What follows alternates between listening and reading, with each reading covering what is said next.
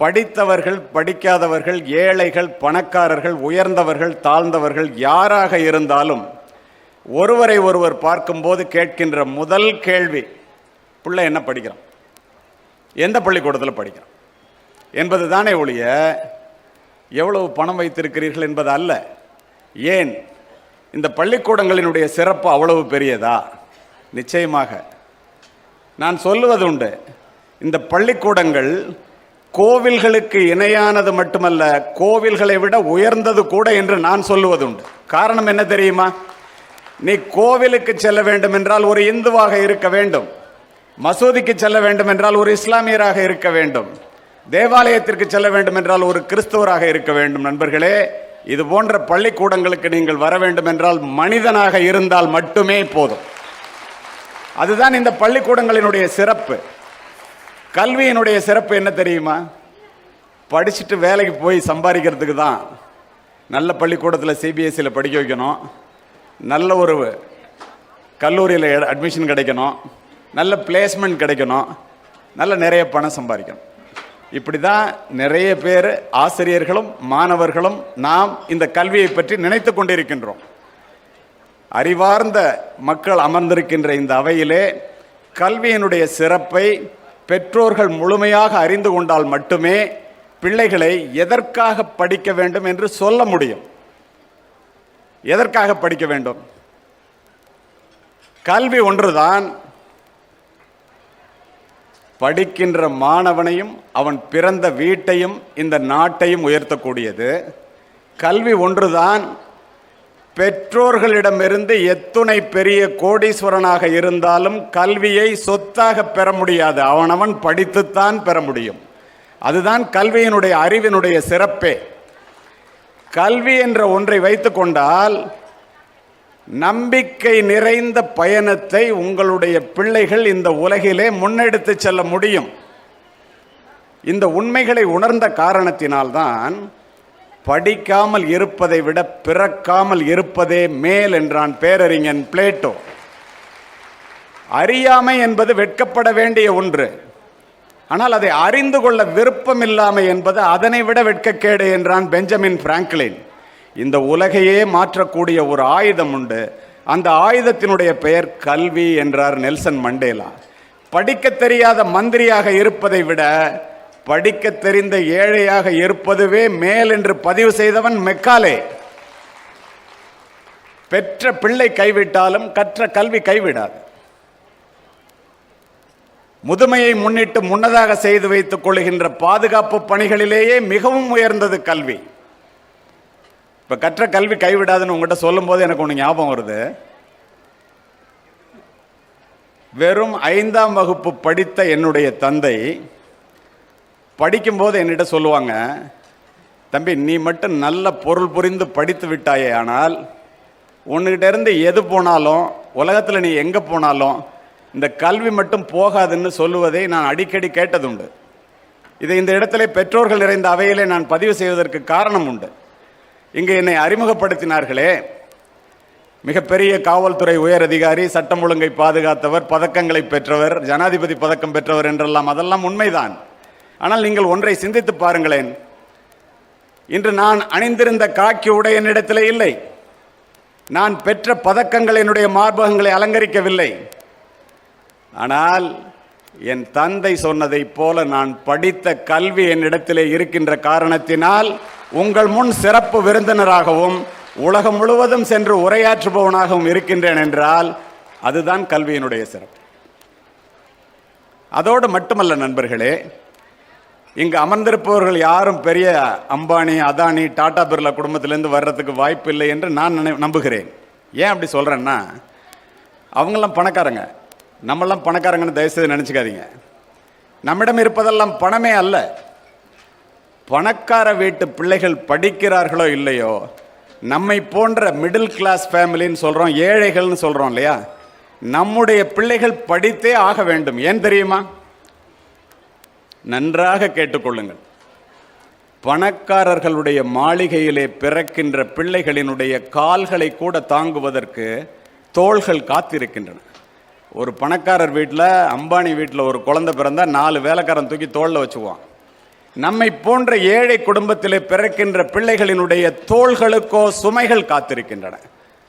குடும்பத்தை பார்த்துக்கணும், தங்கச்சியை கல்யாணம் பண்ணி கொடுக்கணும், தம்பியை படிக்க வைக்கணும், நம்ம கல்யாணம் பண்ணணும், நம்ம பிள்ளைங்களை நல்லா வளர்க்கணும், பல சுமைகள்.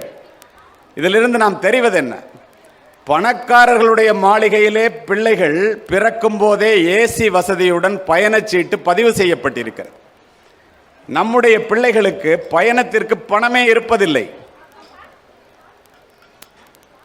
பணக்காரர்களுடைய மாளிகையிலே பிள்ளைகள் வளர்ந்தே பிறக்கிறார்கள். நம்மை போன்ற ஏழை குடும்பத்திலே பிள்ளைகள் பிறந்துதான் வளர்கிறார்கள். ஒன்று தெரிந்து கொள்ளுங்கள் பெற்றோர்களே, வளர்ந்தே பிறப்பது வாரிசுரிமை, பிறந்து வளர்வதே பிறப்பின் பெருமை என்பதை பிள்ளைகளுக்கு சொல்லித்தாருங்கள். பணக்கார பிள்ளைகள் மகாலட்சுமியால் பணத்தால் பிறரை ஆளும்போது, நம்மை போன்ற ஏழை பிள்ளைகள் சரஸ்வதியால் கல்வியால் மட்டுமே பிறரை ஆள முடியும். நானும் இங்கே காண்பித்தார்களே, மாவட்ட ஆட்சித்தலைவரும் 35 ஆண்டுகள் ஒவ்வொரு மாவட்டத்தையும் ஆட்சி செய்தோமே, எப்படி பணத்தை வைத்துக் கொண்டார்? நாங்கள் படித்த கல்வியை வைத்துக் கொண்டு தானே. ஏழை பிள்ளைகள் ஆட்சி செய்பவர்களாக, ஆளுபவர்களாக, உயர்ந்தவர்களாக, உலகம் சுற்றுபவர்களாக மாற வேண்டும் என்றால் கல்வி ஒன்றுதான். படிச்சுட்டு வேலை போய் சம்பாதிக்கிறதுக்காக மட்டும் இல்லை. நான் உங்களை போன்ற பொதுமக்களிடமும் பெற்றோர்களிடமும் ஆசிரியர்களிடமும் மாணவர்களிடமும் பேசுவதற்காக நூற்றுக்கணக்கான புத்தகங்களை தமிழிலும் ஆங்கிலத்திலும் படிப்பவன். ஆனால் நான் உணர்ந்த ஒன்றை இந்த அவையிலே பதிவு செய்கின்றேன். தமிழிலே சுருங்க சொல்லி விளங்க வைப்பதைப் போல நம்முடைய சங்க இலக்கியங்களிலே, திருக்குறளிலே, நாலடியாரிலே, நீதி நூல்களிலே சொல்லி இருப்பதைப் போல உலகத்தில் எந்த மொழியிலும் இல்லை என்பதையும் பிள்ளைகளுக்கு சொல்லித்தாருங்கள். இதை இப்படியே சொல்லிவிட்டு விட்டுவிட்டு போக நான் விரும்பவில்லை. ஒரு சிபிஎஸ்இ பள்ளி, இப்போ நான் உங்கள்கிட்ட ஆங்கிலத்தில் உரையாற்ற முடியும். If I speak in English it will reach your mind, but if I speak in Tamil it will touch your heart. Educating the mind without educating the heart is no education at all. இதயத்தை தொடாத கல்வி கல்வியே இல்லை. சொன்னவன் யார் தெரியுமா? மேதை Aristotle. சரி, கல்வியை பற்றி தமிழில் நிறைய சொல்லியிருக்காங்கன்னு சொல்கிறேனே, என்ன சொல்லியிருக்காங்க? சும்மா அப்படியே சொல்லிட்டு விட விரும்பலை. ஒரு அறிவார்ந்த கூட்டமாக எனக்கு முன்னால் அமர்ந்து அமைதியாக கேட்கின்ற இந்த கூட்டத்திலே அறிவுபூர்வமான கருத்துக்களை பதிவு செய்ய விரும்புகின்றேன். ஓதாமல் ஒரு நாளும் இருக்க வேண்டாம். உலக நீதி. ஒரு நாள் கூட படிக்காமல் இருக்காத. இளமையில் கல், சின்ன வயசுலே படிச்சிரு.